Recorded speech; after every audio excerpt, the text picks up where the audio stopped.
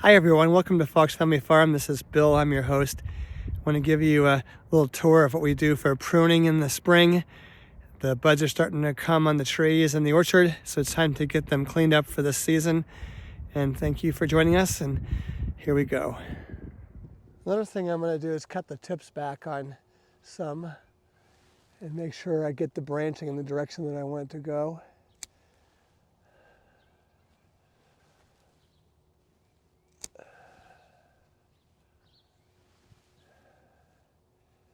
I see buds emerging, so this is probably as late as I want to do this and be not having any issues or hurting it in any way.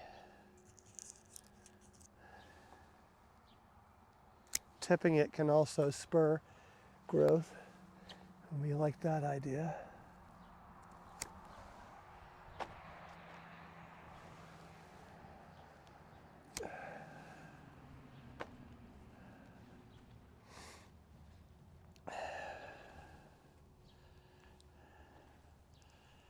I'm trying to see which one I'm going to start at here so the growth is not in the direction I don't want.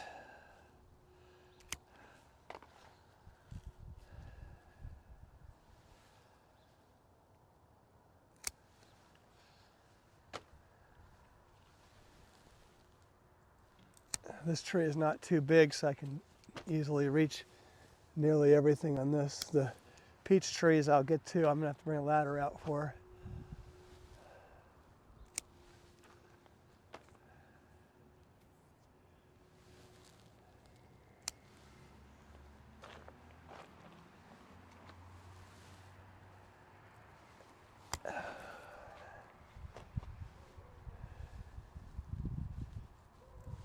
There.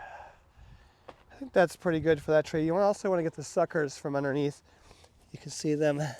Just bad growth. The rootstock is not the same tree as the rest of the tree. It's high. Allows it to have cold tolerance that the rest of the tree may not have. So you always have a rootstock that's below the ground there that will protect the tree from damage from winters. And then the variety you want for bearing will be what's on top of that. And you can usually see that. All right, I've got to cut higher on this, and I can't reach it without getting up on a ladder. This tree is pretty tall now. Okay, let's go there. And probably keep this as a central leader and take this one down a little more. And I want that one to branch outward. So that should work for that section on that tree. I think I'm pretty much done on this one. So you can see the difference in the look of these two macoun trees that I've just pruned.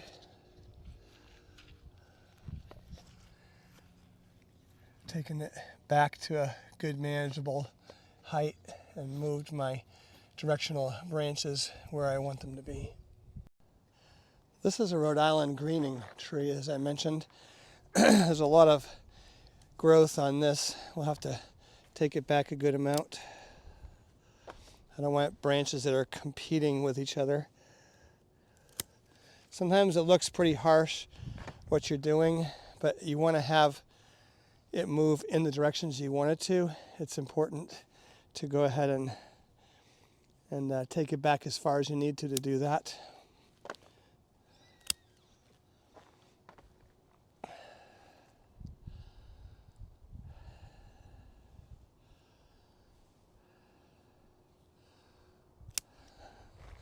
I don't claim to be an expert at this. I'm still learning the art of apple tree management. But see, I've got two branches here that are really highly competing with each other. So I want to take that down to just one. And I think I'm going to take the one that's going upward more than the other one. So that way we'll take that down. This is a fairly low branch. I don't generally want branching that low on the tree, but It will be all right. I do mow through here, so that's a little bit challenging.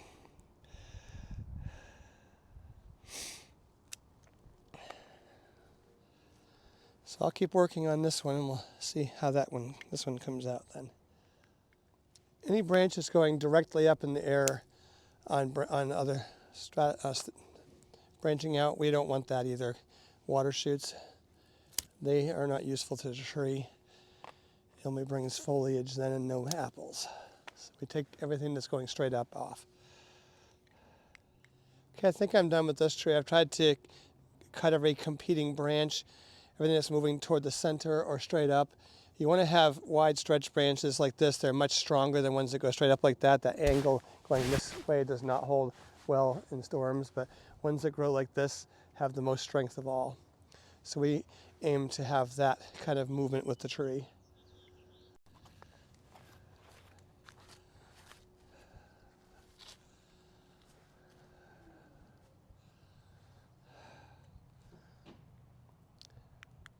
This is my Cox Orange Pippin tree. This is one that is supposed to be one of the best tasting apples ever grown, and I'm trying to get that to grow here, but you can see it's very busy too, so we're going to work on this one now. This is originating in England. This peach tree is going to take a great deal of work. As you can see, it's very, very, very busy and very tall, so I'm going to be a while on this one.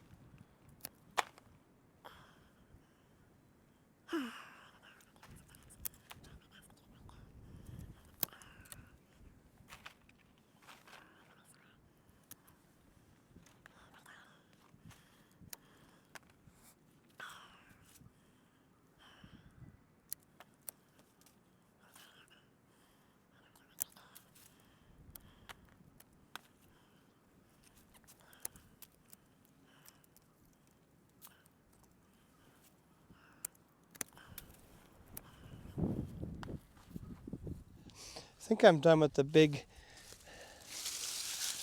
peach tree now. It took a lot of time to get all around it, and I needed the ladder, but I do think it's in a better condition to grow this time now. Guess I got a little bit of undergrowing things here to pull out too. There.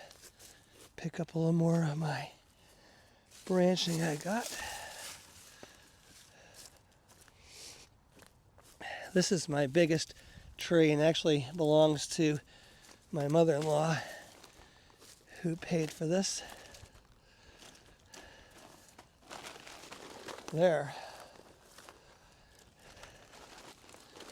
This tree is very close to budding or blossoming. That's what I mean to say. Blossoms are coming right out of the buds any time in the next week or so, probably.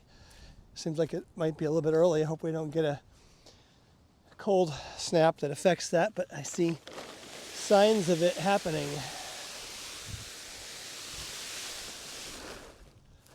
There, we'll move on to the next tree now.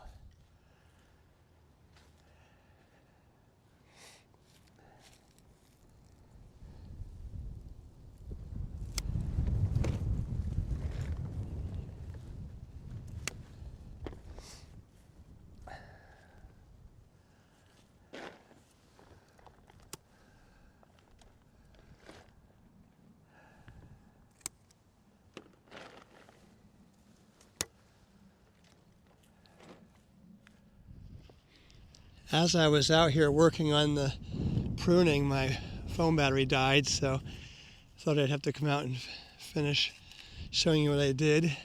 Some of these look like you may think they got butchered a little bit, but the growth was way too much. I had to cut it back, and you'll see the difference later on this year when they blossom and see how they work. Looking forward to this black Oxford. I've never tasted a black Oxford, so that should be pretty neat. And the wine sap is one of our biggest trees here. It has a little bit of damage underneath there that I'm not really sure what caused it, but hopefully it's going to be fine. This is a good sized tree now,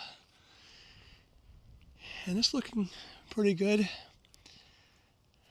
So you can see all the work on these trees.